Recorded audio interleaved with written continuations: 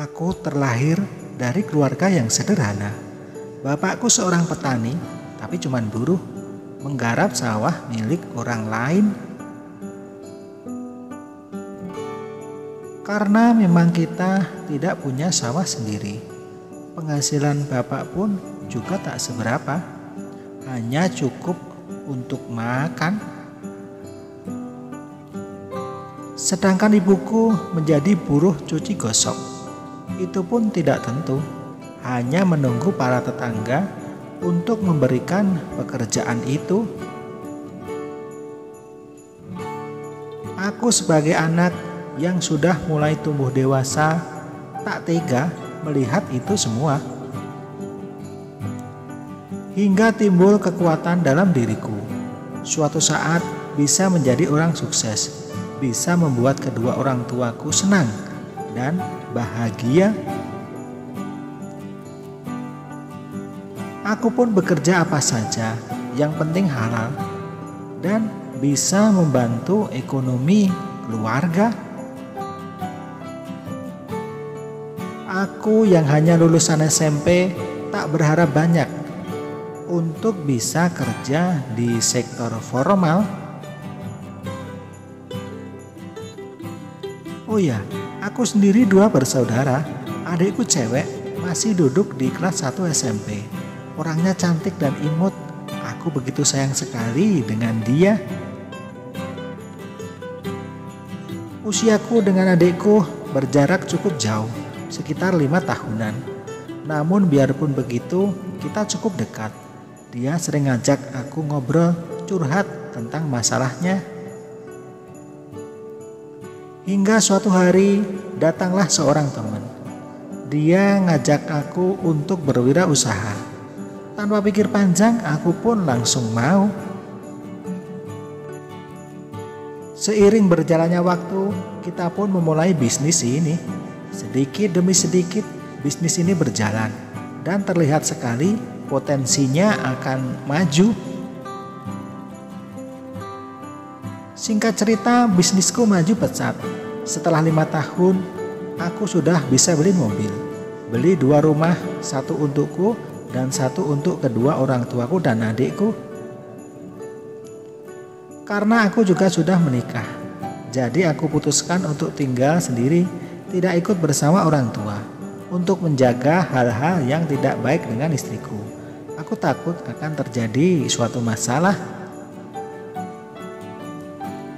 Pagi itu aku lagi sebel sama diriku, karena berangkat kerja harus nyetir sendiri.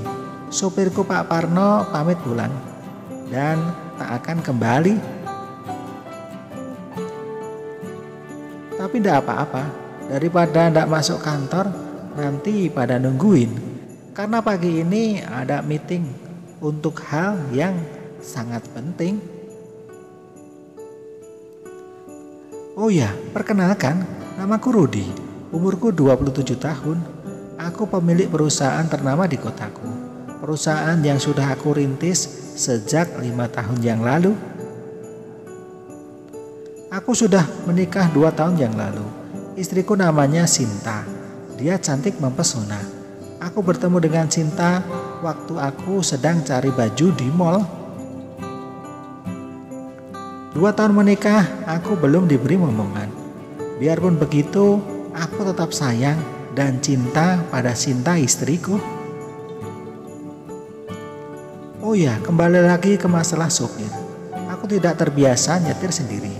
Akhirnya aku buat pengumuman di koran dan media sosial untuk mencari seorang sopir. Setelah aku umumin, ternyata banyak juga yang lamar. Aku jadi bingung, harus pilih yang mana. Tapi ada salah satu pendaftar yang membuatku tertarik. Ya, dia bernama Tami, seorang cewek yang ingin jadi sopirku. Pikirku asik juga ya kalau punya sopir seorang cewek. Kan beda, biasanya seorang sopir itu cowok. Tanpa pikir panjang lagi, akhirnya aku terima Tami jadi sopir pribadiku. Pengalaman pertamaku punya sopir seorang cewek. Tami orangnya cantik, parasnya mempesona. Dari ujung kaki sampai ujung rambut terlihat sempurna. Ada tai lalat di bawah matanya, membuat Tami semakin terlihat manisnya. Tami rupanya juga sudah jago nyetir.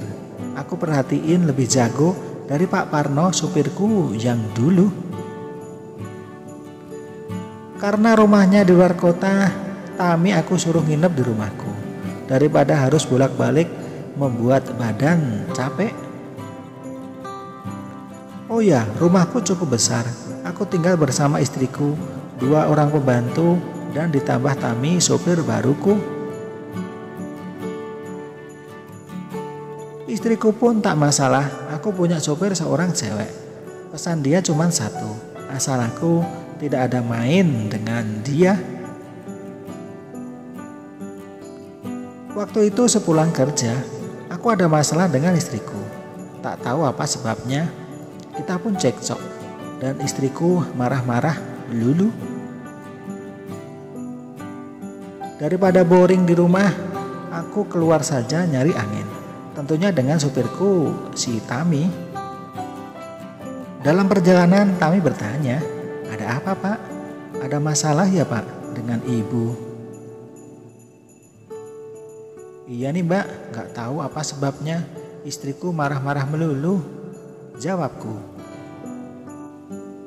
Untuk menghilangkan kepenatan ini, aku pun ke tempat karaoke. Sesampainya di lokasi, aku ajak Tami untuk menemani aku masuk. Kita pun bersenang-senang nyanyi berdua. Aku perhatiin Tami cukup lihai dalam olah suara. Tanpa aku sadari, aku pun merangkul tubuh si Tami. Dia pun diem saja. Aku pegang tangannya, dia juga hanya diam saja. Aku pun semakin penasaran, hingga dia malah terbawa suasana. Dan dia berkata, "Bapak pengen? Kalau Bapak pengen, ayo Pak, kita ke hotel." Tanpa pikir panjang, aku cabut dari tempat karaoke menuju hotel. Sesampainya di kamar hotel, kita pun langsung melakukannya. Aku rasakan keindahan yang luar biasa malam itu. Supirku lebih berpengalaman dari istriku.